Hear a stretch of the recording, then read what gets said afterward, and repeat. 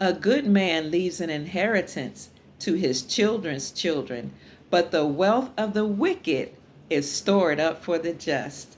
Good afternoon, my darlings. This is Dr. Kia Pruitt. It is Wednesday, July the 20th, 2022, and the time is 3:32 p.m. Well, I do have some good news, and that good news is that the meek shall inherit the earth. In other words, we are about to experience the greatest wealth transfer known in the history of mankind. And this puts us all in a great position to live an abundant life and to thrive. Now, why am I saying that this is the greatest wealth transfer in the history of all humanity? Because things are crumbling for those who were classified as the elite. Things are falling apart for the powers that were. Now, many of you know that under number 45, Executive Order 13818 was signed by number 45 and put forward as this: those people who participated in crimes against humanity would have all of their assets frozen. What do you think will happen to those frozen assets? I'll answer that for you. Those frozen assets have been set aside for those of us who have suffered at the hands of the so-called elite. Those of us who have been put in a submissive posture, we are the ones who are the meek that shall inherit the earth. Stay with me, okay? Because I want you to get excited about this. Now, we know that the earth is abundant. Abundant in resources, abundant in water, abundant in land, abundant in foods. The environment is abundant, full of joy and love. And these are things that have been kept from us.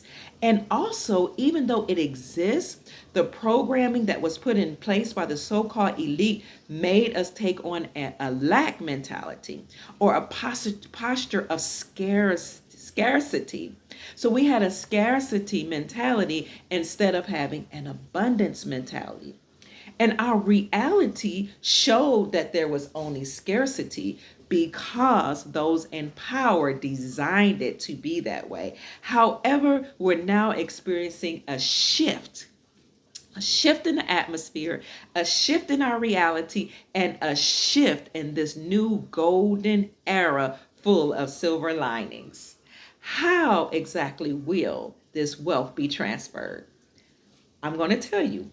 I'm going to put forward four ways this will be transferred to us, we the people who will inherit the earth. Number one, we will receive an inheritance or have this wealth trickle down to us through real estate. Number one. Number two, through silver and gold or precious metals. Number three, through cryptocurrencies. And number four, through NESARA, or the global version of that being GESARA.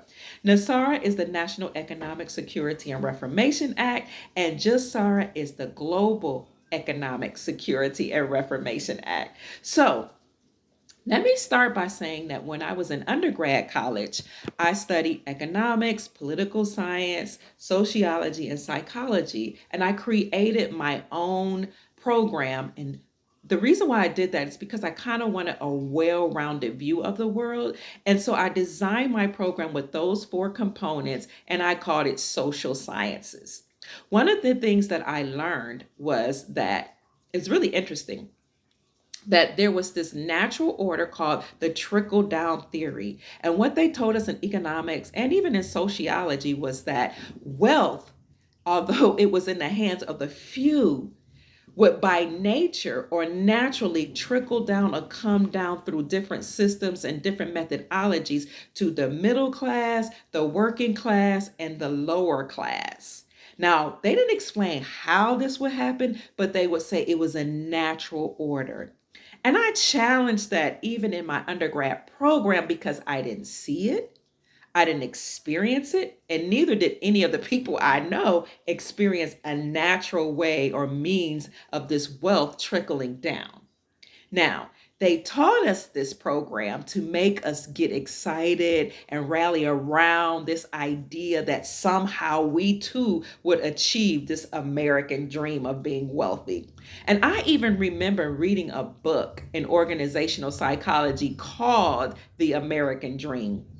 And what they told us in that program or that book, that class, was that if we continue to get a lot of student loans to educate ourselves, we would be able to graduate, get a great job, have buy a house with a picket fence. Oh, they said this, have 2.3 children, and live a very joyful life among the others who already had this wealth. And we too would achieve this American dream. Now, that was very interesting because there were people who were teaching this to us who weren't living high on the hog or this great American dream. They had high mortgage rates. They had high debt from having gone to college like us. They had cars. They had bills and credit cards, and all this debt they had amassed. They acquired just so they can live. And to me, it looked like an American nightmare. Secondly, when I was in my undergrad program, we had to write a paper in order to graduate. And this was in the 1990s. The paper for seniors stemmed around a scarcity mentality. And what they told us was there was not enough land, there were not enough resources, and the population was too high. The ozone layer was too bad. And somehow we have to figure out a way to make sure that these people who were taken from the planet and bottom feeders, we had to figure out how we can eliminate them and get rid of them so that the earth can thrive.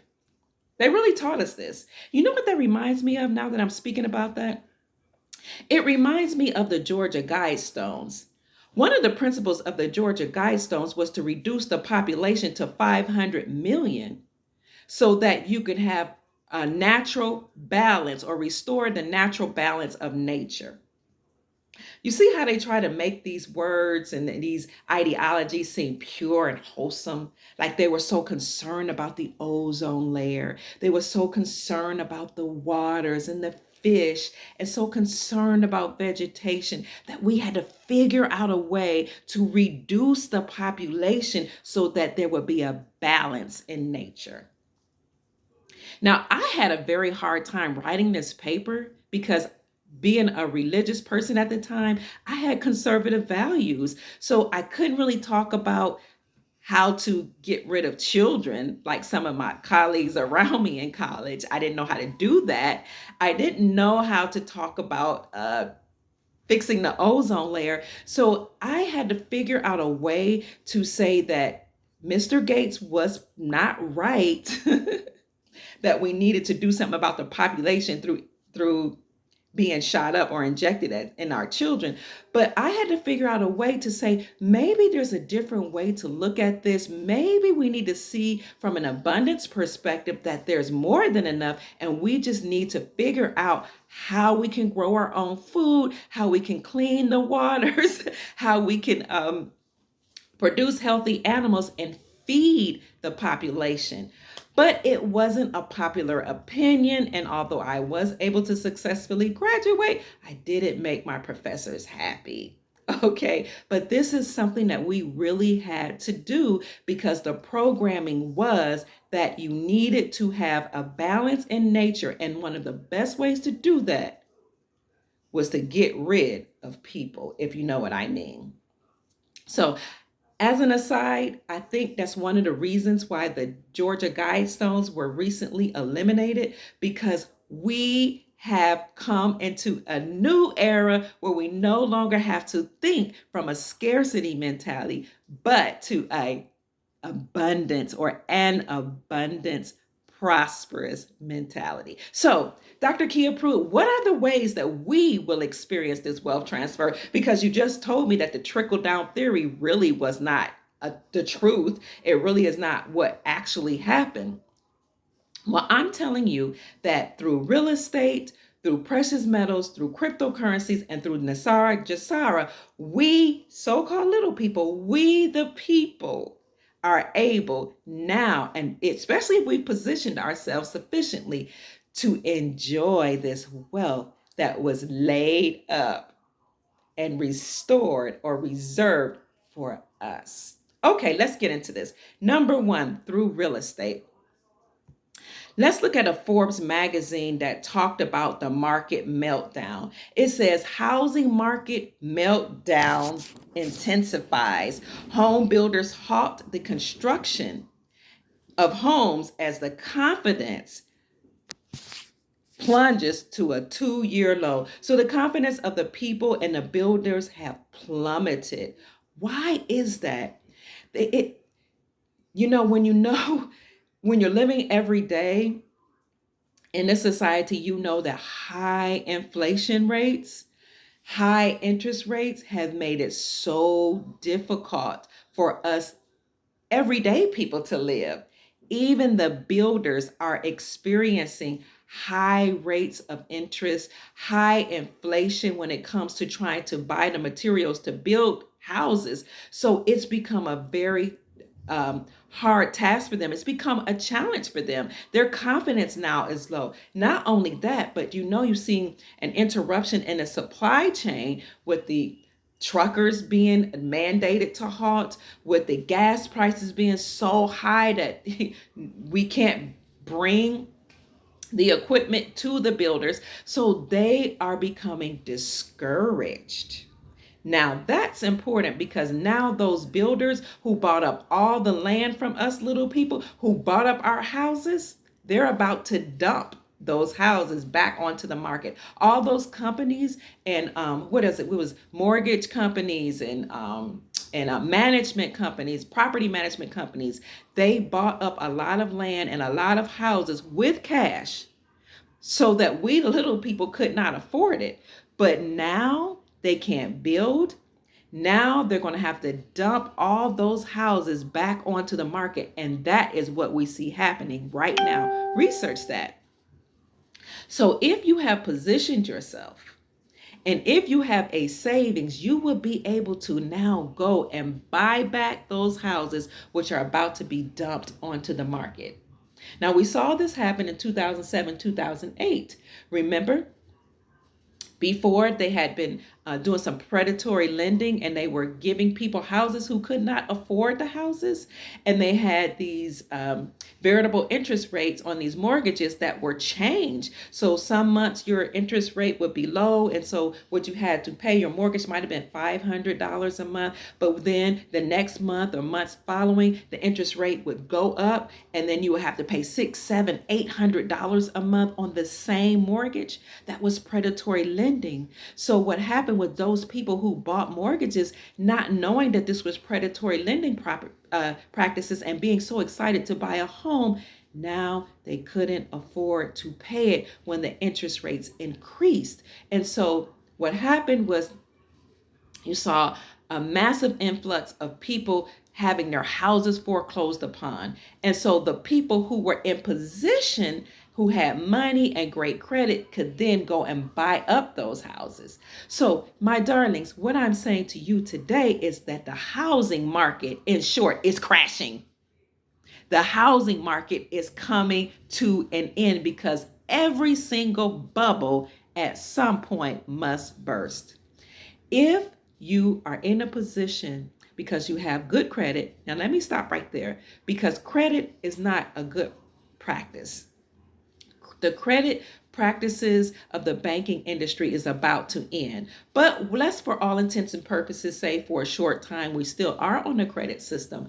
If you have good credit, or if you have money, or if you have a savings, you will be able to buy up those homes. Now, I would suggest that you look into maybe not buying those homes in your name, but to create an LLC or a business and buy it through your business and get a business loan and buy up these houses that are coming onto the market. Or you can establish a trust and buy the houses through a trust, which those two ways are ways of operating in the private so that nobody knows exactly what you have, what you own in terms of wealth. So that's one way through the housing market. Now, if you don't have good credit, I suggest that you look into the Fair Credit Reporting Act, because through one of their laws, you are able to challenge negative items on your credit, even if they belong to you. You are able to write a letter to the credit bureau, the three credit bureaus, and say, unless you can prove that this debt or this thing in collections belong to me through through a signed contract with my name signed on that contract, unless you can prove it belongs to me through that method, you have to remove it from my credit report. And we can get onto that into that later. I think it's Fair Credit Reporting Act. I think it's something 609 or something like that, but I will put that in the description so that you can write those letters and get those things off your credit while we're still in the credit market, or while we're still using that methodology to buy houses. Get your credit clean, get your business credit clean, and buy houses. But don't worry about it if you're not positioned to do that, because that is not the only way that this credit, or I'm sorry, this wealth will trickle down to you. So that was real estate. Number two, let's go to cryptocurrencies, because some people are saying that we kind of missed that if you didn't get into it and then get out, because we see some of the crypto markets crashing. But if you are into cryptocurrencies, I would encourage you to put those in your own private possession. So you don't want to trade on platforms that have not been decentralized, where people can steal from you. So if you miss that, then just, buy low, sell high, or hold on for dear life, and put them into your own possession. Now, we know about the B coin, which some people say, that market is, they say, if you didn't get into that earlier, it's crashing miserably, is what I've heard. So this may not be the best time to hold that particular coin. But people are getting out of that. They're having to sell those currencies, those cryptocurrencies, in order to unfortunately pay their bills.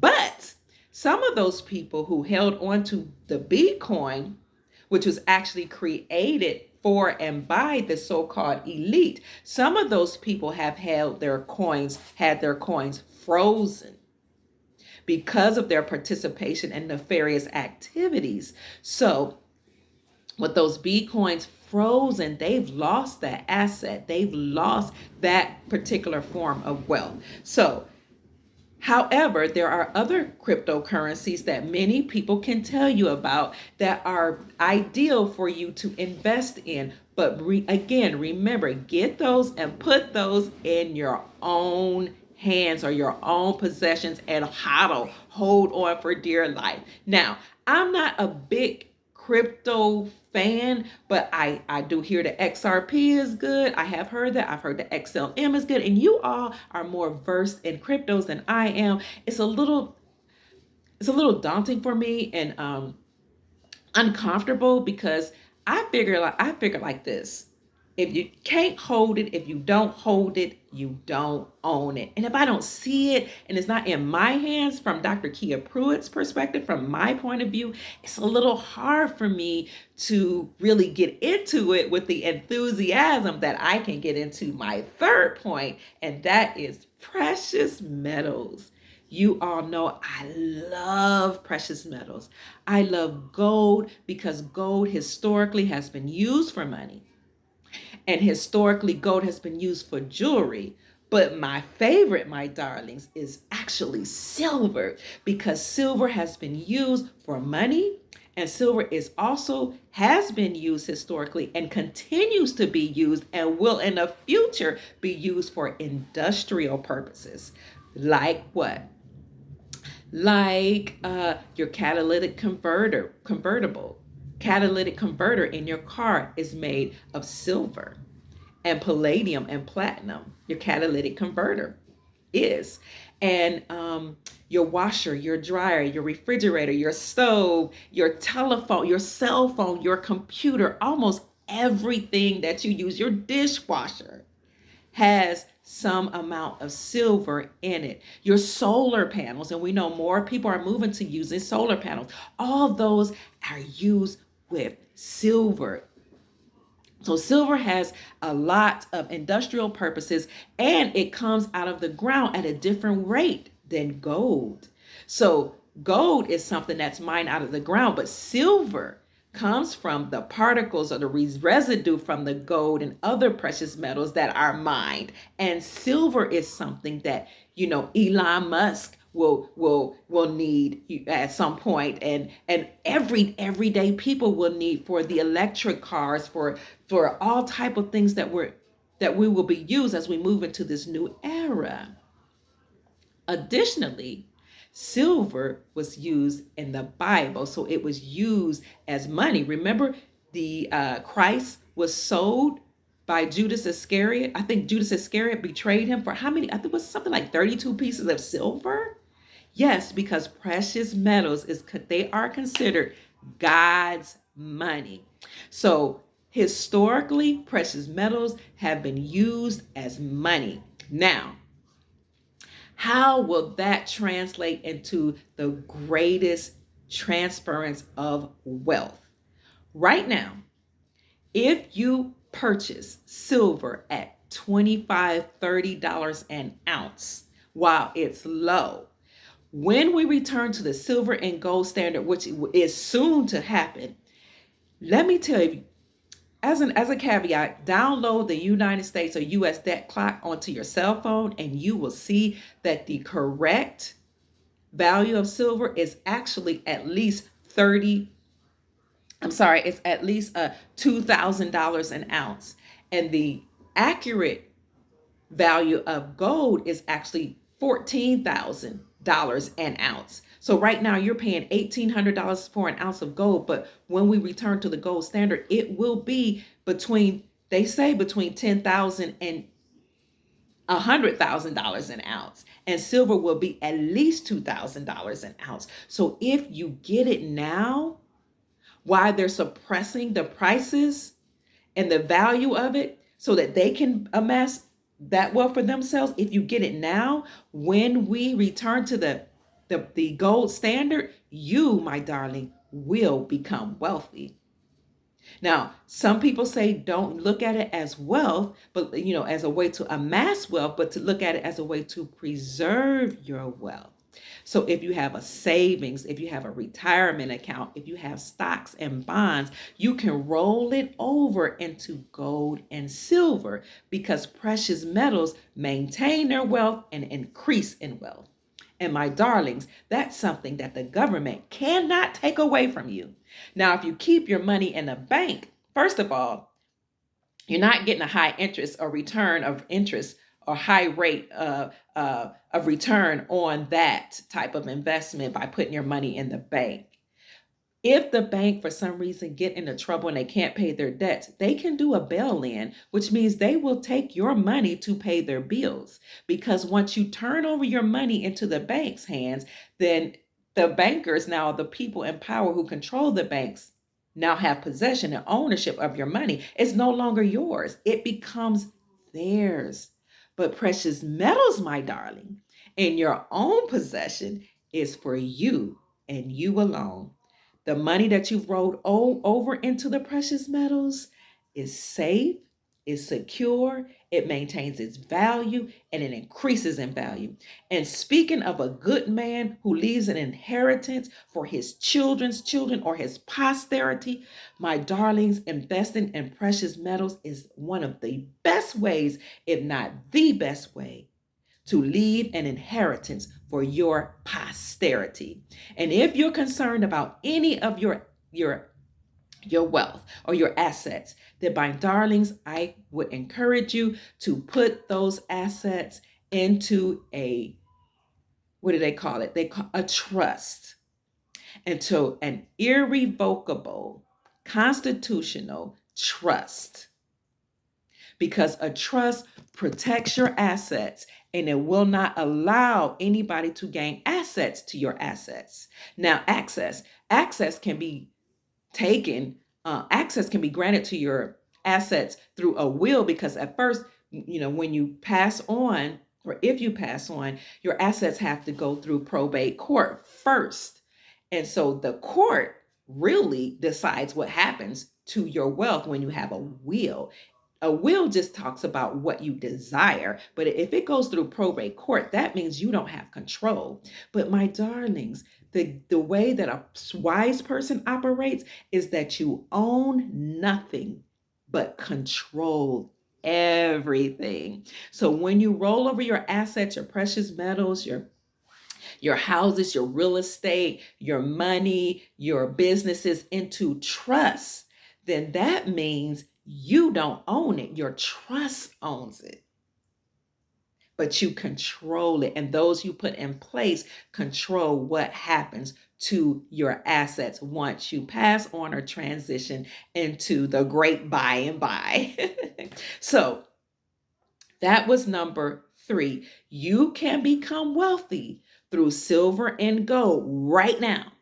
That doesn't even, so it's that kind of, I guess it's a transference of wealth, but it's also just knowing and having the knowledge and coming into that knowledge and using that knowledge to take the money that you have now and buy precious metals and hold it for later. Hold it, or hold on to it for dear life, and protect the assets that you have, and also amass wealth through precious metals. Now, we know that countries have repatriated their gold and their precious metals back to themselves. And we know that banks and people in the know are getting into precious metals. Not only are just people doing it, but countries are. Remember, we talked about the BRICS nations: Brazil, Russia, India, China, South Africa. Those nations have decided to let go of the United States dollar and stop trading in the United States dollar, and instead trading in a basket of currencies that they control that is backed by gold. Now, what's interesting about that is it's not just those BRIC nations that have decided to let go of the USD. Zimbabwe has announced leaving the USD. Then you have countries that have decided to join or align themselves with the BRIC nations. They have applied to be a part of BRICS. We've already talked about Argentina doing that, Iraq, Iran. Now it's Turkey and Egypt and other countries that are saying, we're tired of trading with the USD. We're tired of the West. We're getting rid of the West. We're rejecting the West and their monetary system. So you know what that means? That means that will no longer be the reserve currency. People are returning to gold. You all know that House Resolution 5404 was put forward under number 45, and it establishes a dollar as a fixed weight in gold. Okay, so you all know this. Excuse me. You also know that the Constitution has determined that a dollar is defined as a fixed weight in silver. Why is that important? That is important because if you know this information, then you can see where we're headed. And if you followed me at any time, you know Dr. Pruitt is all about being proactive and all about beginning with the end in mind. So if you want to leave an inheritance for your children's children, like Proverbs 13, the 22nd verse says, then you will get on board now, look into the future and say, I have a 100-year plan, I have a 500-year plan, I have a 1,000-year plan to leave an inheritance for my posterity, for my children's children. So I am going to start where I am right now and be proactive before everything crashes. Get my plan together, get my credit in order, reserve my money, not waste any money, so that get me a LLC, establish some trust, so when it all falls down, when it all falls down, when it all falls down, I will be in position to receive from this greatest wealth transfer known to the history of man. Now, my fourth point, NESARA-GESARA. Now, everybody doesn't believe in the National Economic and Security Reformation Act or the Global Economic Security and Reformation Act, but it's okay. Some of you probably do know. I don't know if you remember, but I told you to look up a particular plan. Let's see what that was called. And excuse me for taking a step back, but look up Operation Sandman or Project Sandman. Project Sandman describes the 100 plus nations that had an agreement to simultaneously dump the dollar. Now, I've been telling you since 2017, some of those people who are my supporters, I've been saying since 2017, 209 countries agreed to return to the gold standard and reject the United States dollar. But people couldn't see it. You know, people say they need to see it to believe it. I'm like, listen, some of y'all need to believe it to see it, or just know that we can't keep going the way we were going. So 209 countries agreed to it. And here is the proof. Project Sandman describes 100 plus nations that agreed to, when it's the proper time, to dump the US dollar and return to the gold standard. Do you know what made the USD the reserve country, the reserve currency? All it was we protect Saudi Arabia and we defend them at all costs, and they give us the oil, and everybody else has to trade with the USD as their currency. Well, now Saudi Arabia has just announced dumping the United States dollar and joining BRICS. So, if the whole premise of us being the reserve currency was us protecting Saudi Arabia and they're giving us the oil, now that has all fallen down, it has all fallen down, what do you think that means? That means Project Sandman is now in operation. It is now occurring. So if you are proactive, if you begin with the end in mind, if you prioritize like I've asked you to, if you have an abundance mentality and you know how to position yourself, and you know that the Creator has your best interest at heart and will provide for you, you will take the necessary steps to do what it takes to leave your posterity or your children's children an inheritance. Now, the final point about NESARA-GESARA. In 2001, it was put forward before number 43 to sign it. Legend has it that he rejected it. He didn't want to sign this law. So, allegedly, the military stormed into the White House and demanded that he sign this act into law at gunpoint, allegedly. Now, some people said that's not happening. It can't happen.